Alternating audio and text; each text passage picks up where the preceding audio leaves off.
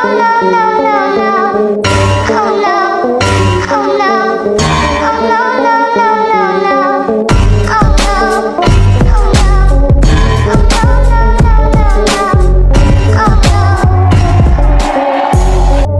একটি নতুন ভিডিওতে আপনাদেরকে স্বাগত জানাচ্ছি।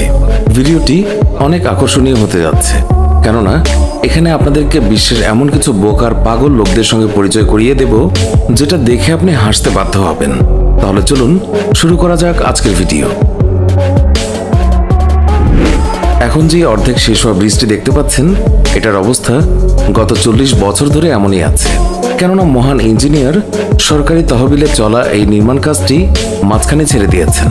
আর তখন থেকেই দক্ষিণ আফ্রিকার কেপটাউনে অবস্থিত এই ব্রিজটি আনফিনিশড ব্রিজ নামে পরিচিত। মনে হয় এই স্টিলের ছাদটিকে ইঞ্জিনিয়ার সাহেব মনোযোগ দিয়ে করেননি, আর এই জন্যই হয়তো ছাদটি বাতাসকেই সামলাতে পারছে না, শুধুই ওপর নিচ হচ্ছে। অর্থাৎ পরিশ্রম আর টাকা দুটোই নষ্ট।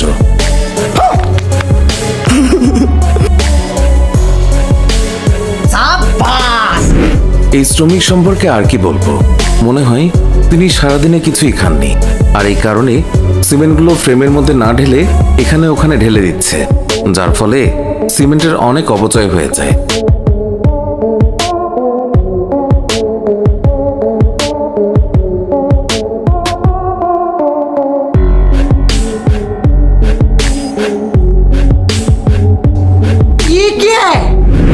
কি বলবো তার সম্পর্কে, যে ইঞ্জিনিয়ার এই ঘর নির্মাণ করেছেন। বাকি সব ঠিক ছিল, কিন্তু টয়লেট সিট লাগানোর আগে একবার তো দেখে নেবে যে এই টয়লেটের কারণে দরজা ব্লক হচ্ছে কিনা। এখন হয়তো টয়লেট সিটটি এখান থেকে সরাতে হবে, আর নয়তো দরজার ডেকোরেশন পাল্টাতে হবে।